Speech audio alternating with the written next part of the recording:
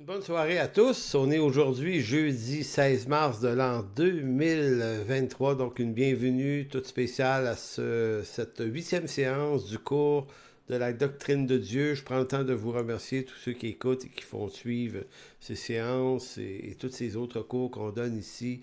Donc c'est vraiment une bénédiction. Merci pour les commentaires, pour les encouragements. Donc ce soir à la séance 8, commençons tout de suite en faisant une rétrospective. La semaine passée, séance 7, on a parlé de la providence de Dieu et de ses mécanismes. Et j'ai tenté de montrer également un certain nombre d'événements et d'histoires, notamment celle de Joseph, où on voit une application extrêmement évidente de comment fonctionne la providence de Dieu dans la vie de Joseph. Et tout ça en vue de nous montrer que Dieu agit de même avec vous et avec moi. Il est providentiel avec tous ceux qui lui appartiennent. Il fait concourir toutes choses à leur bien.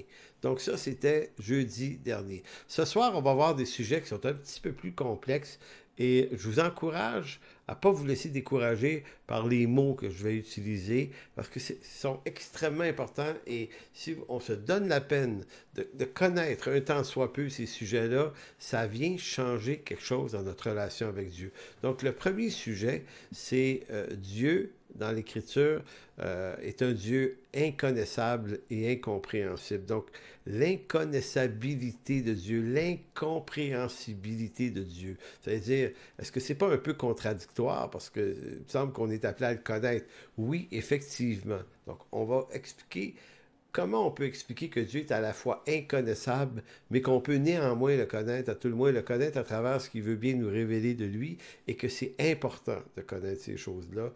Le deuxième sujet, c'est l'acéité de Dieu. L'acéité de Dieu, c'est-à-dire que Dieu existe de par lui-même. Il n'est pas l'effet d'une cause qui le devance lui.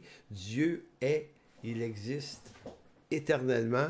Et tout ça, vous allez voir, quand on comprend bien ces vérités-là sur Dieu, ça enrichit notre relation avec lui. Et je sais que peut-être que pour certains croyants, ce sont des mots qui vont, ou des sujets qui peuvent laisser entendre, ben, est-ce que j'ai vraiment besoin de ça pour ma vie avec Dieu? Est-ce que ça va enrichir ma communion avec Dieu, tout ça?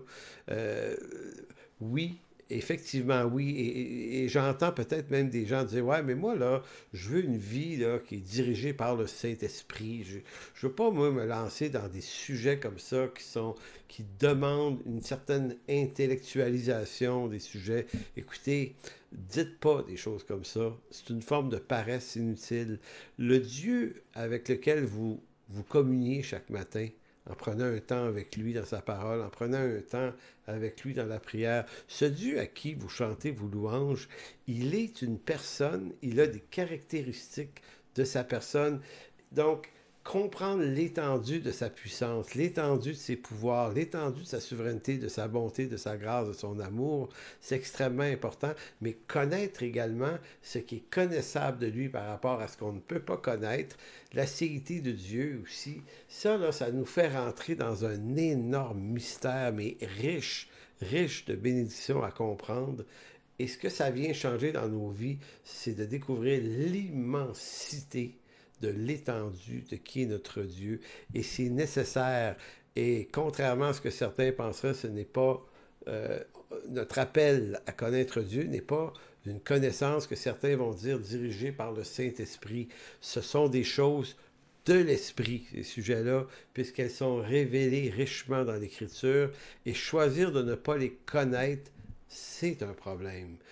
Et choisir de les connaître, c'est une solution à beaucoup de problèmes de relations avec Dieu. Donc, on n'est pas été sauvé strictement pour aller à l'église le dimanche, chanter des cantiques. On a été sauvé en vue de le connaître. Donc, c'est l'exercice que nous faisons aujourd'hui. Commençons tout de suite par le premier sujet de la soirée, un Dieu, dit-on, incompréhensible. Donc, les théologiens nous informent très justement sur les deux axes de la connaissance de Dieu. Deux axes.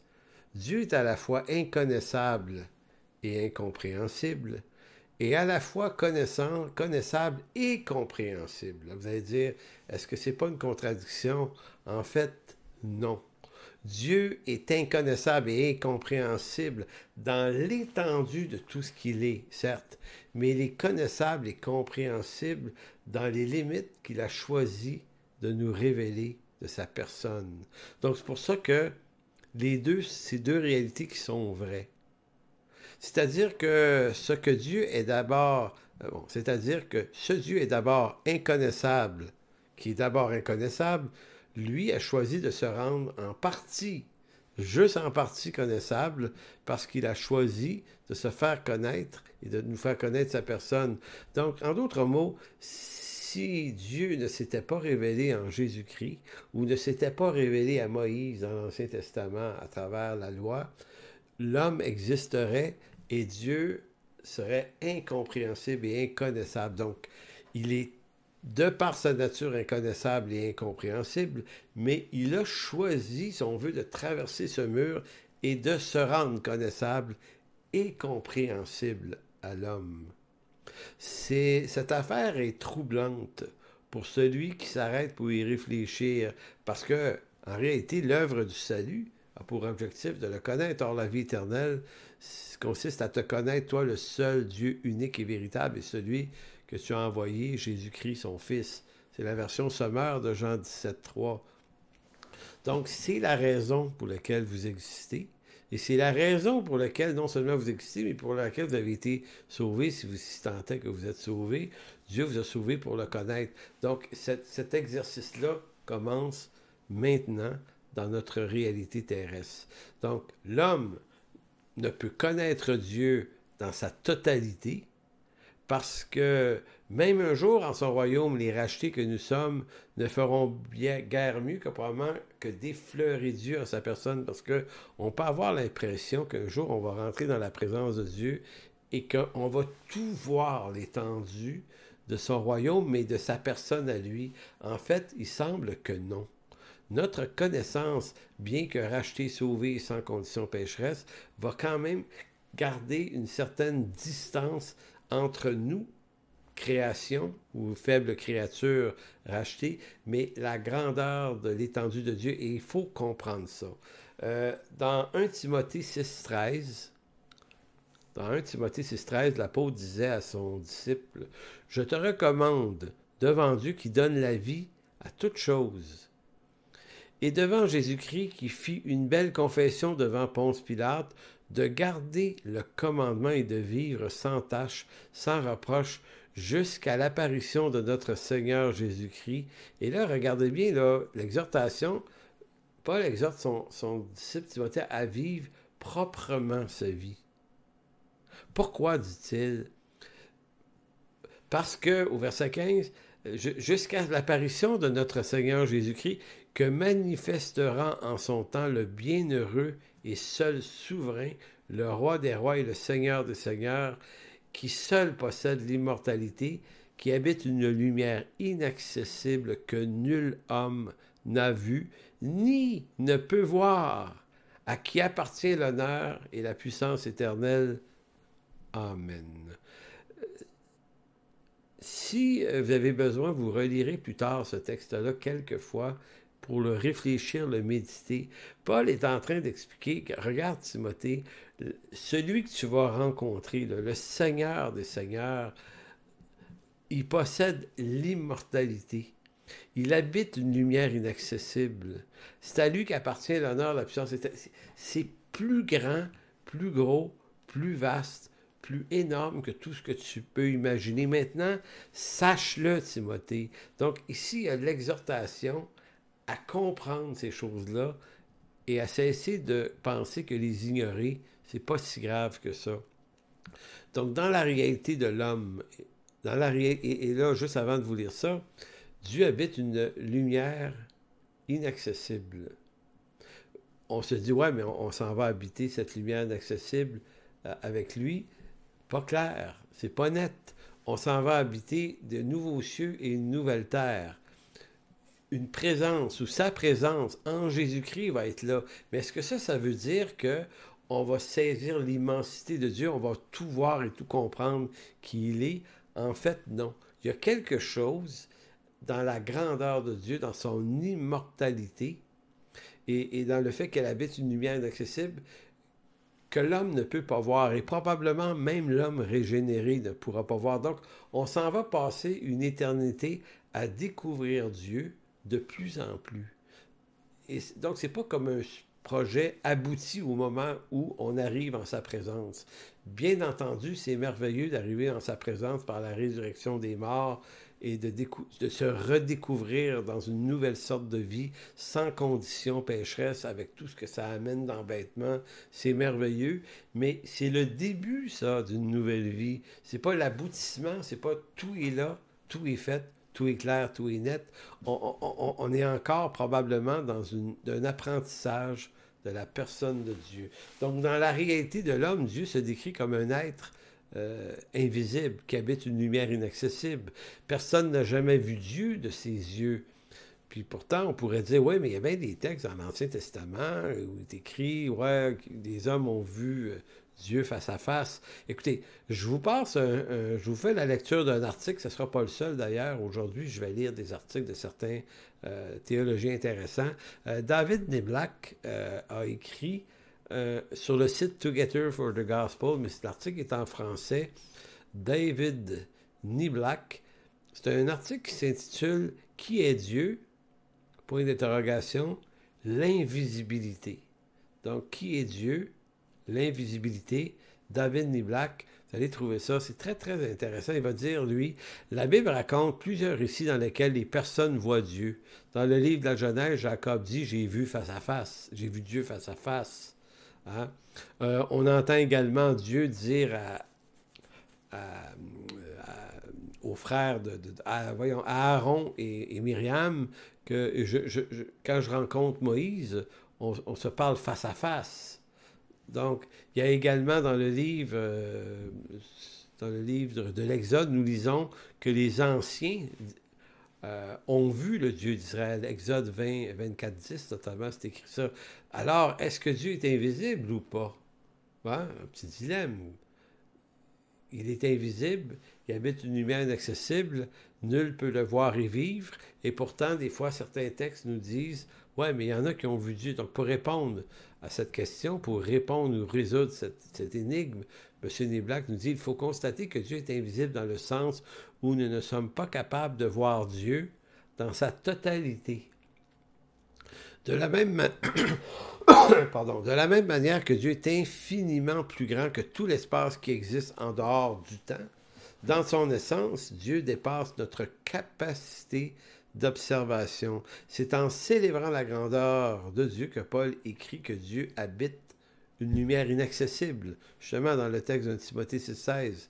Par définition, la lumière est claire et permet la visibilité.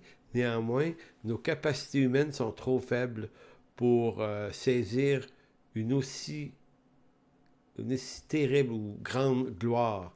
Donc, voyez-vous, ce que M. Niblack essaye de dire, c'est que certains ont vu des manifestations de Dieu, certes, ont vu Dieu à travers l'ange de l'Éternel dans l'Ancien Testament. On peut voir Dieu à travers Jésus-Christ. On peut avoir vu Dieu à travers toutes sortes de manifestations.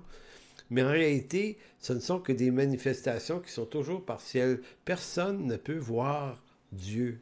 C'est comme si l'apôtre Paul disait « ça se peut juste pas ». Maintenant, est-ce que ça se peut dans l'éternité? Jusqu'à quel point on va voir la gloire de Dieu? Là, c'est assez évident, on va voir des choses que nul homme ne peut voir ici, mais ça ne signifie pas qu'on va voir la totalité de la chose. D'ailleurs, dans Jean chapitre 1, Jean 1, Jean chapitre 1, versets 16 à 18, Jean va dire, nous avons tous reçu de sa plénitude et grâce pour grâce. Car la loi a été donnée par Moïse, la grâce et la vérité sont venues par Jésus-Christ. Et il poursuit en disant, personne n'a jamais vu Dieu. Le Fils unique qui est dans le sein du Père est celui qui l'a fait connaître.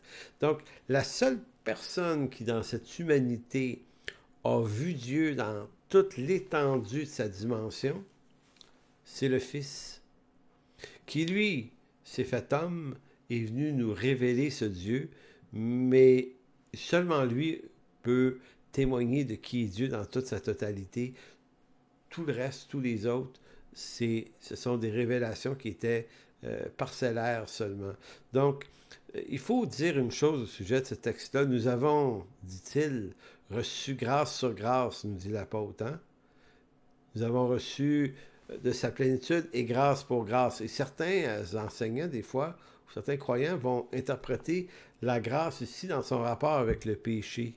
Nous avons reçu la grâce et une grâce par-dessus la grâce, donc une abondance de grâce. Et souvent, on utilise ça par rapport au péché, quand en Moïse, on recevait une condamnation, et en Jésus-Christ, on reçoit de la grâce, mais beaucoup, beaucoup de grâce. Mais ici, le mot grâce n'est pas utilisé dans le contexte de la grâce du pardon, mais la grâce dans le contexte de la connaissance de Dieu et des moyens donnés par Dieu pour se révéler à l'homme. Relisez le texte, vous allez voir. Et nous avons reçu de la plénitude et grâce pour grâce, car la loi a été donnée par Moïse. La grâce et la vérité sont venues par Jésus-Christ. Donc ici, ce n'est pas le péché ou la faiblesse humaine qui est l'objet de la grâce. Cette grâce-là, ici, plutôt la révélation de qui est Dieu. On a reçu une première grâce par Moïse, en quelque sorte. On a reçu une première grâce par Moïse par la révélation de la loi. Et ensuite, on a reçu une autre grâce par Jésus-Christ, qui est l'incarnation du Fils révélé de Dieu, qui nous fait connaître Dieu. Donc, en d'autres mots, c'est une grâce après l'autre. Nous avons reçu une grâce après l'autre. D'abord, la grâce de la révélation de la loi donnée par Moïse, qui est une première grâce de la connaissance de Dieu, sans laquelle nous serions restés aveugles. Elle a d'abord été donnée à Moïse et au peuple juif. Et ensuite, on a reçu la grâce et la vérité par Jésus-Christ. Donc, une seconde grâce. J'explique encore, pas rapport à nos péchés ici, mais rapport à la grâce de le connaître. Ce Dieu est inconnaissable, il est incompréhensible, mais ce que j'en dis, il nous fait la grâce de le connaître par Moïse d'abord, et une autre grâce de le connaître à travers son Fils Jésus-Christ. Donc, si personne n'a jamais vu Dieu, nous dit l'apôtre Jean, c'est en dehors de Jésus-Christ, c'est par la venue du Christ que le Père se fait davantage connaître à l'homme. Donc, une grâce qui nous est donnée par la loi de Moïse, c'est une grâce qui est la loi qui nous condamne, mais en Jésus-Christ est venue la grâce et la vérité. Donc, il importe de savoir que l'expression grâce et vérité, dans ce texte, nous parle pas simplement, d'abord, la grâce du pardon, qu'on pourrait l'avoir comme ça, et la vérité en tant que contenu. C'est comme ça qu'on l'entend à première vue. Grâce et vérité, j'ai reçu grâce pour mes fautes et j'ai connu la Bible. La nouvelle naissance me fait connaître la parole de Dieu qui est la vérité. Mais ce n'est pas exactement ce dont Jean parle, ni d'un cas ni de l'autre. C'est la grâce de la connaissance de Dieu. Et le mot vérité ici, dans ce texte, et notamment dans le discours de Jean, l'apôtre Jean, utilise beaucoup vérité par rapport à la personne de Jésus-Christ lui-même. La vérité, c'est le Christ. C'est pas juste un contenu, bien que la Bible est un contenu qui nous révèle la vérité, mais dans le discours de Jean, la vérité, c'est la personne de Jésus-Christ. Donc, dans le langage de Jean, c'est ça. C'est pour ça que si on va lire deux textes de l'Évangile de Jean rapidement, Jean 8, 31, 32, verset souvent utilisé, puis pas tout le temps dans son contexte. Il dit aux Juifs qui avaient cru, si vous demeurez dans ma parole, vous êtes vraiment mes disciples, vous connaîtrez la vérité et la vérité vous rendra libre, vous affranchira. Donc ici, vous avez ces deux idées. La parole de Dieu, c'est la vérité. Puis ensuite, c'est au verset 32, il dit, vous connaîtrez la vérité. Maintenant, est-ce que c'est, vous connaîtrez les vraies données, la vraie connaissance?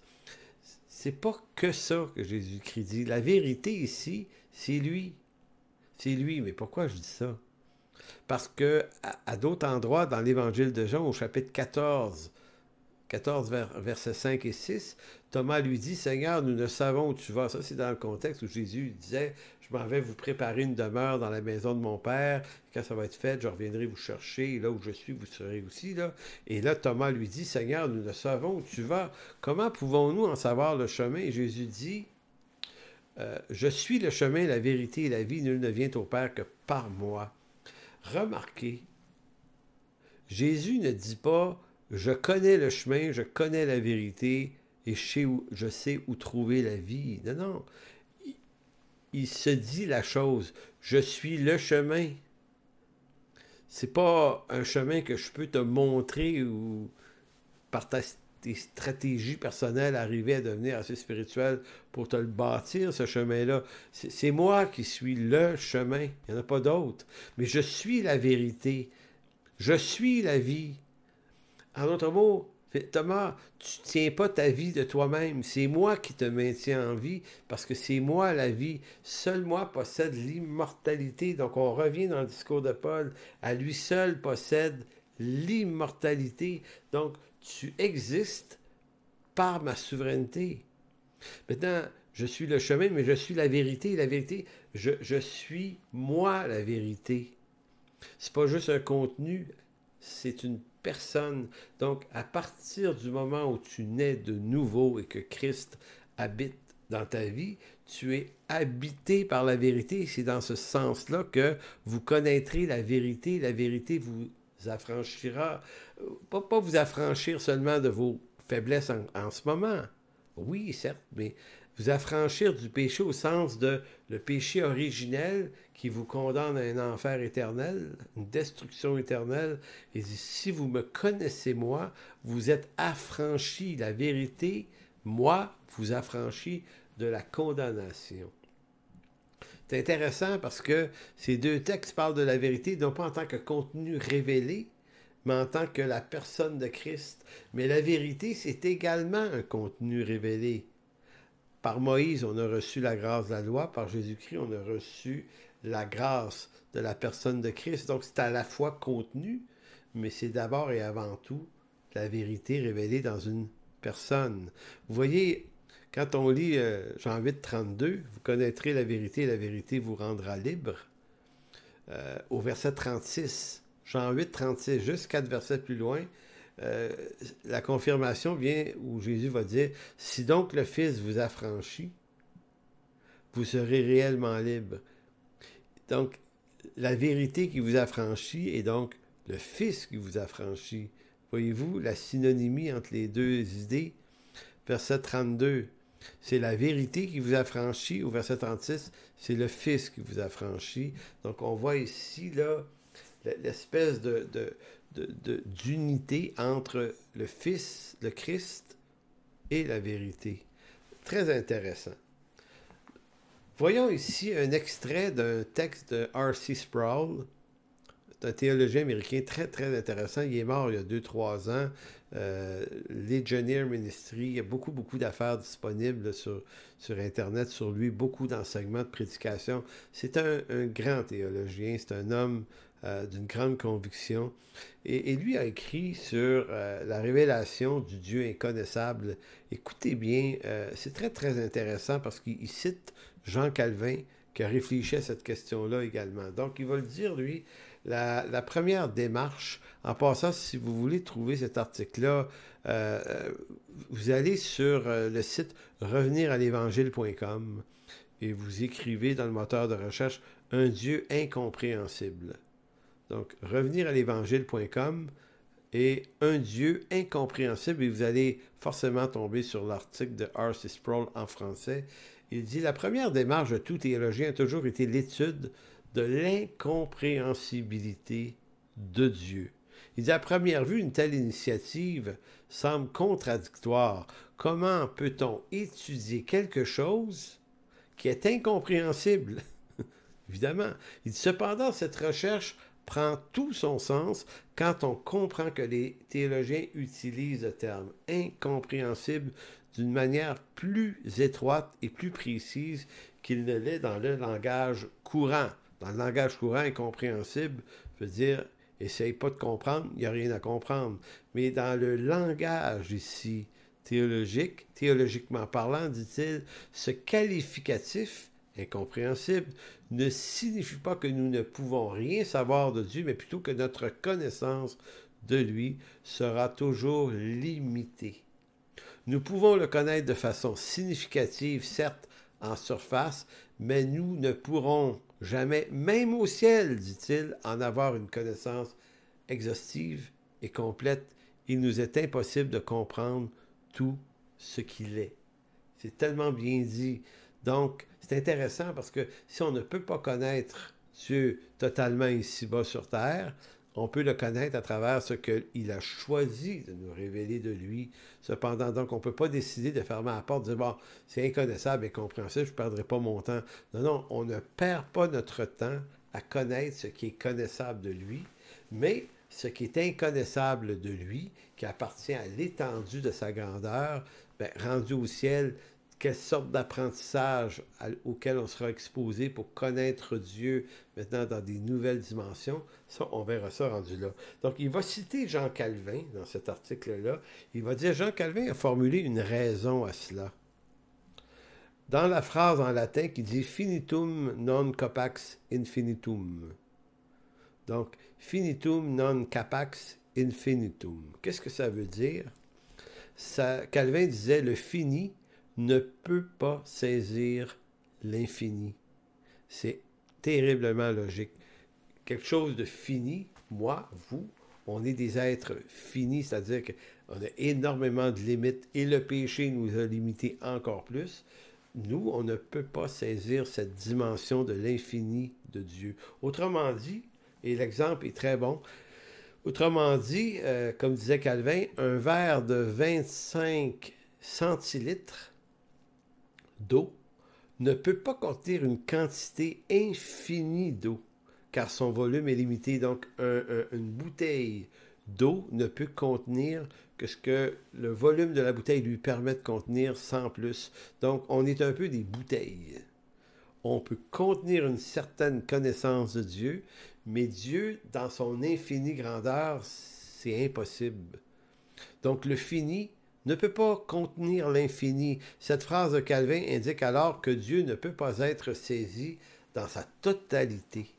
Nos esprits sont limités et n'ont pas la capacité de saisir ou le comprendre.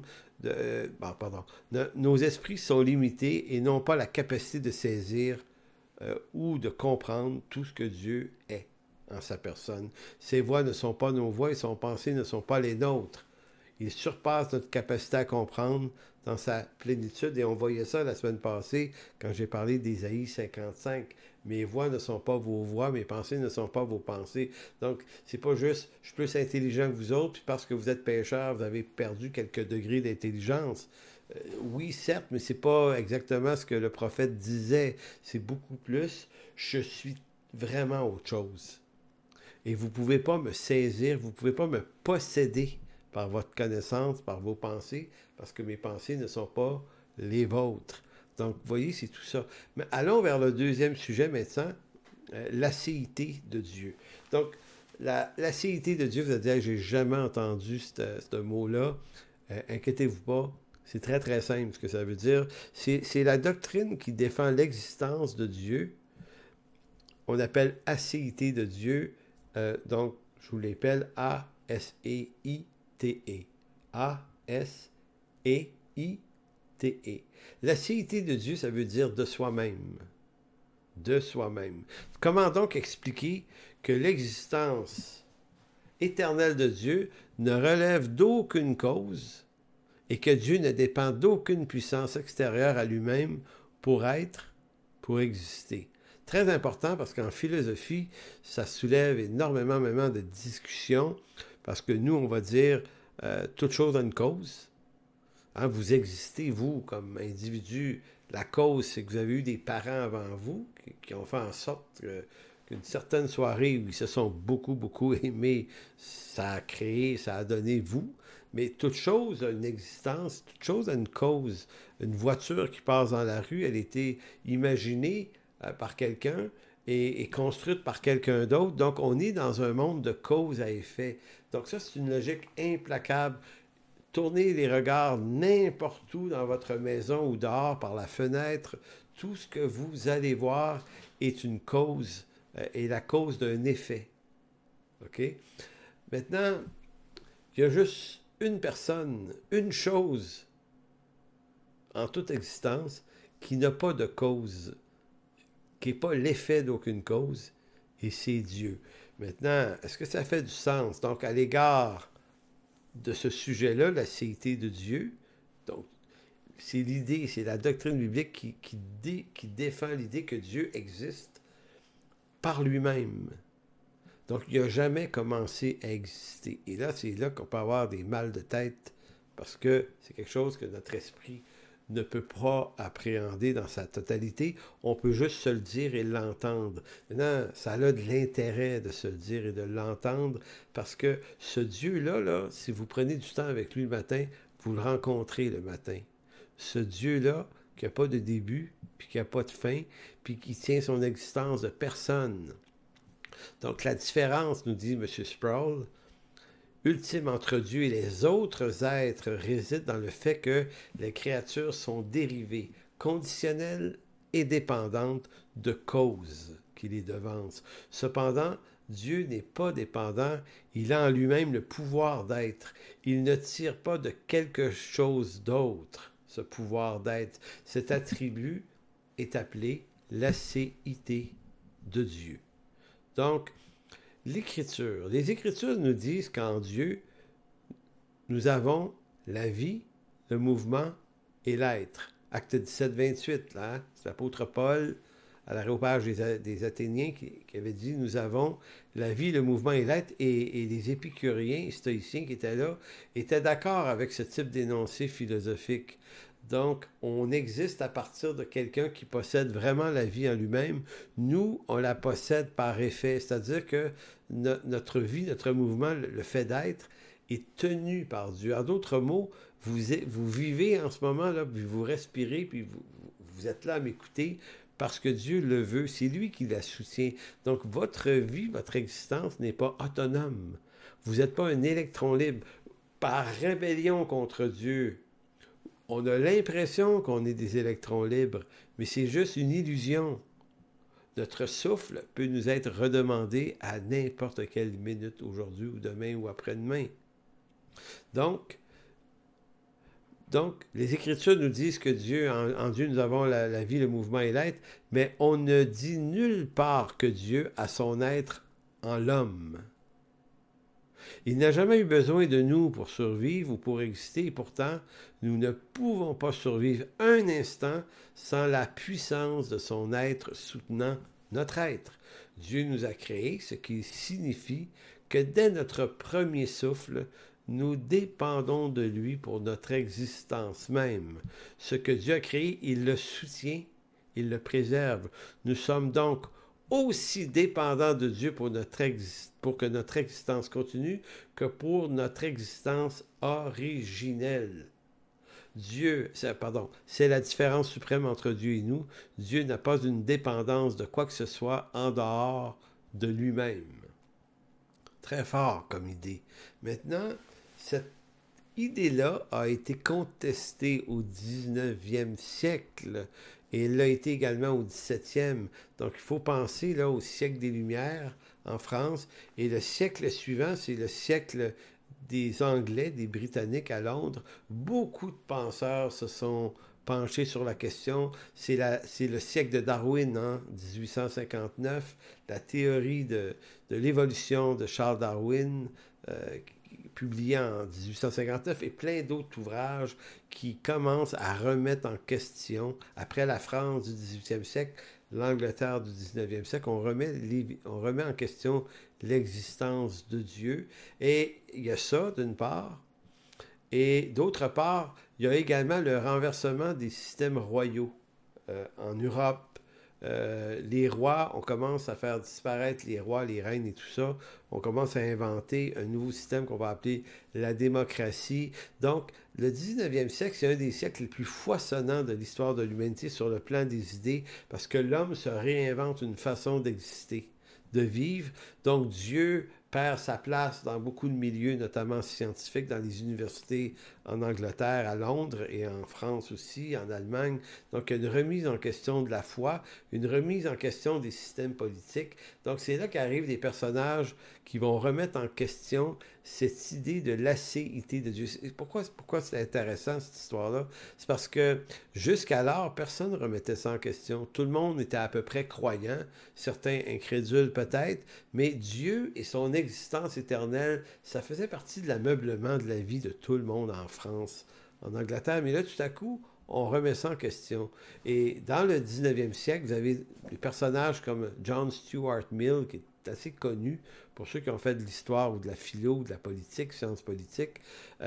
C'est dans le même temps à peu près que Karl Marx puis Frédéric Engels également, tu sais, certains Allemands, Britanniques qui réfléchissent sur le monde qui s'en vient, un monde potentiellement sans Dieu.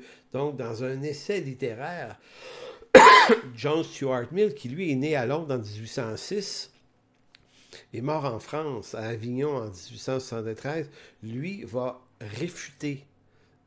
tenter de réfuter l'argument classique de l'acéité de Dieu, donc de l'existence de Dieu, selon laquelle Dieu ne possède aucune cause à son existence. La cause de Dieu étant lui-même. Donc lui, Mills, a dit que si tout devait avoir une cause, la logique en philosophie serait de croire que Dieu devrait aussi avoir une cause. Donc, pour mener l'argument jusqu'au bout, nous ne pouvons donc pas nous arrêter à Dieu, disait-il. Mais nous devons demander, mais qui donc est la cause de Dieu? Donc, lui, c'est un peu comme s'il a décidé de pousser la question plus loin. Il va dire, là, on se pose des questions, tout est cause à effet, puis quand on recule dans le temps de la cause à effet, l'effet premier de l'existence de l'homme, c'est Dieu. D'accord.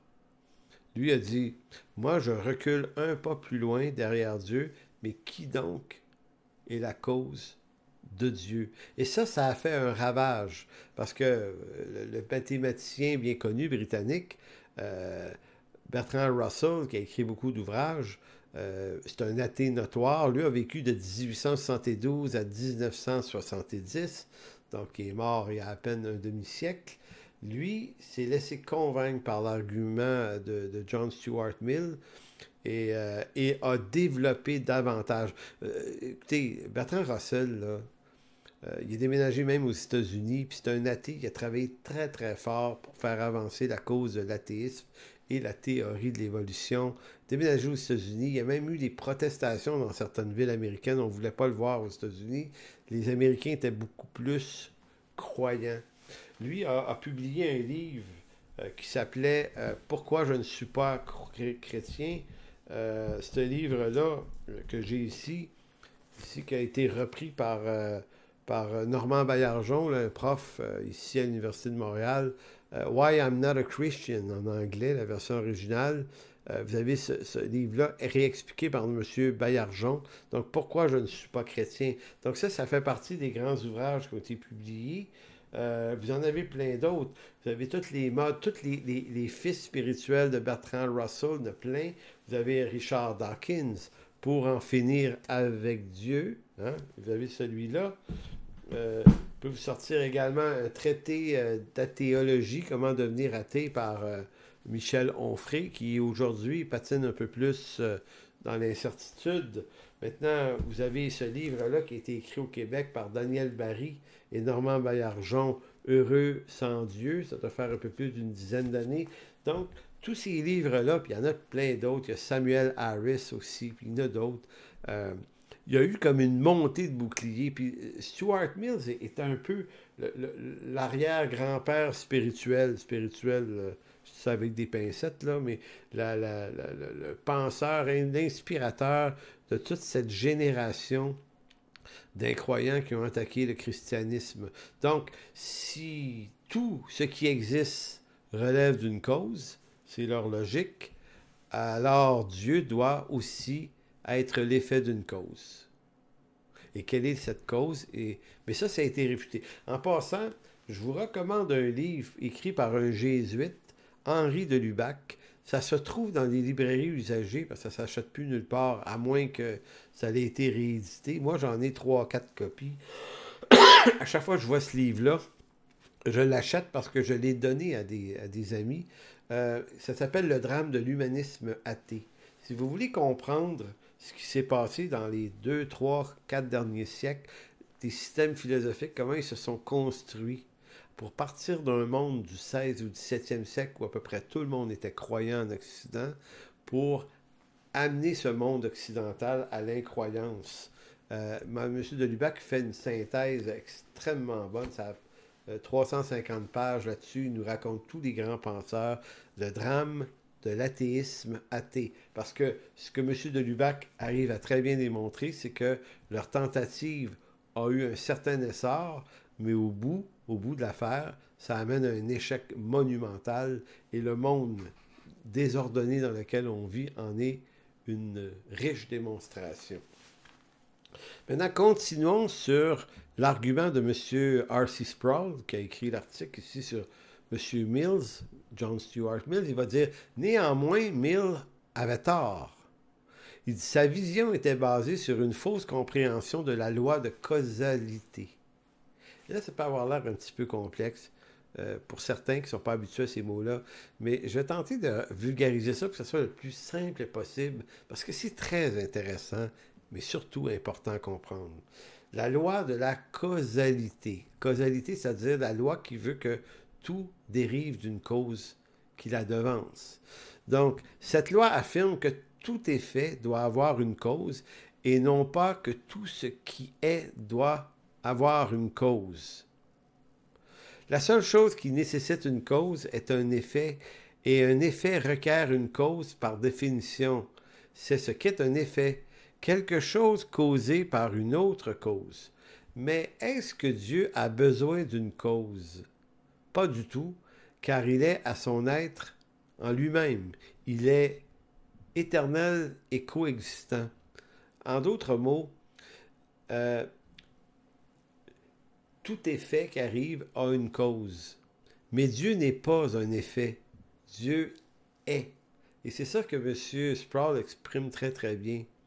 Si Dieu était juste une cause avec l'effet, ça aurait donné l'effet appelé Dieu, ça aurait été un effet. Mais Dieu, nulle part dans l'Écriture, ne se décrit comme un effet. Il se décrit comme « je suis ». Le « je suis » écarte tout argument de un effet. Je ne suis pas un effet. Je suis celui qui est. Je suis l'Éternel. Donc, l'acéité de Dieu est ce qui définit la suprématie de l'être suprême. Les êtres humains sont fragiles. Si nous passons quelques jours sans eau ou quelques minutes sans oxygène, nous mourrons. De même, la vie humaine est exposée à toutes sortes de maladies susceptibles de la détruire. Mais Dieu ne peut pas mourir. Dieu ne dépend de rien pour exister. Il a le pouvoir d'être en lui-même. Et c'est ce qui manque aux êtres humains. Nous souhaiterions avoir le pouvoir de rester en vie pour toujours, mais nous ne l'avons pas. Nous sommes des êtres totalement dépendants. Dieu et Dieu seul possèdent l'acéité. La raison exige impérieusement un être qui possède l'acéité. Sans cela, rien ne pourrait exister dans le monde. En d'autres mots, l'argument de Sproul, c'est parce que Dieu, qu'il existe un Dieu et que ce Dieu tient son existence de sa propre volonté, propre acéité, ça rend logique l'existence de tout le reste. Parce que s'il n'y avait pas une cause ou un Dieu premier qui existe au-delà de toute cause à effet, la logique voudrait que rien n'aurait existé non plus. Le vide ne peut pas créer un effet. Il faut qu'il y ait quelque chose, et pour que ce soit logique et compréhensible, il faut que cette chose soit, dérive de rien ou d'aucune cause à effet. Donc la raison exige impérieusement un être qui possède l'acéité. Sans cela, rien ne pourrait exister dans le monde. Il n'y eut jamais de période où rien n'existait, car si une telle période avait existé, rien ne pourrait exister. Maintenant, ceux qui enseignent que l'univers est venu à l'existence il y a 17 milliards d'années, lumière, pensent à l'autocréation. Donc, l'autocréation, théorie de l'évolution qui dit qu'à partir d'un certain néant, de la matière est apparue. Et donc, ils ont le même problème. On dit oui, mais avant le Big Bang, avant cette masse primaire, il a bien fallu qu'elle existe de quelque part. Donc, ayant compris le piège dans lequel ils sont placés pour répondre à la question, ben, ce que font des mathématiciens, puis des physiciens, puis des astrophysiciens, c'est de tenter de laisser entendre que ça s'est auto-créé. On appelle ça l'autopoïèse. Autopoïèse.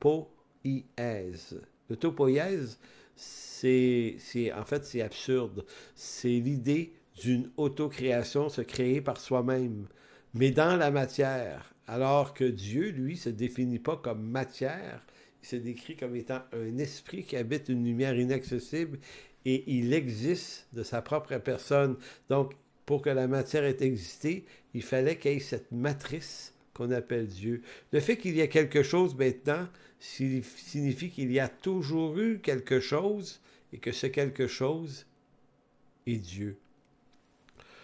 Un brin d'herbe, nous rajoute M. Sproul, crie l'acéité de Dieu. L'acéité de Dieu n'est pas l'herbe elle-même. L'acéité est un attribut incommunicable. Dieu ne peut donner son éternité à une créature car tout ce qui a un commencement dans le temps n'est pas par définition éternel.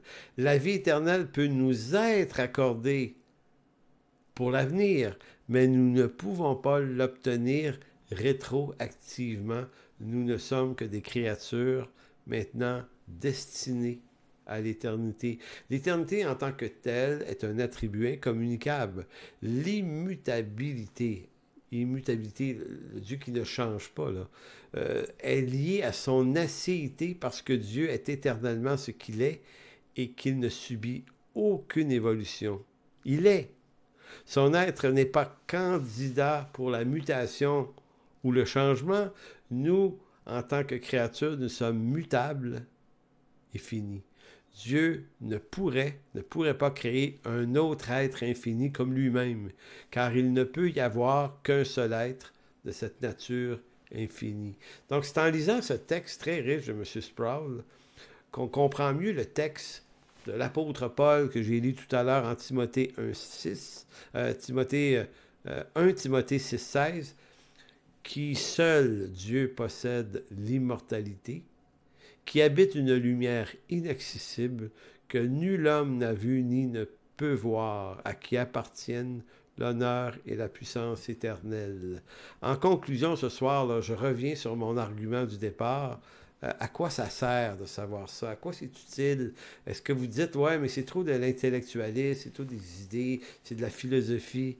Non, non, c'est pas de la philosophie, c'est de la théologie. C'est l'Écriture, mes frères et sœurs, qui nous enseigne et qui nous dit que ces choses-là, puisqu'elles sont écrites, ça fait partie des choses maintenant connaissables. Dieu est inconnaissable, mais il nous le fait savoir, puis il nous dit, je veux que tu le saches.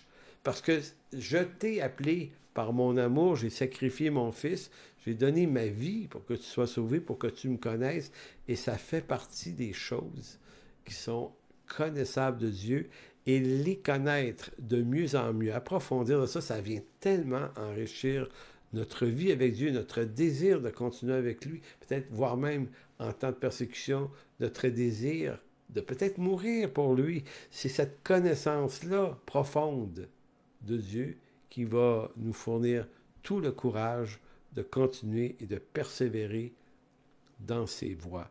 Donc, connaître Dieu consiste à mieux saisir qui il est, non seulement dans l'étendue de sa souveraineté, non seulement dans sa providence, sa grâce, son amour, sa bonté, mais de comprendre aussi qui Dieu est dans l'étendue de sa grandeur indéfinissable.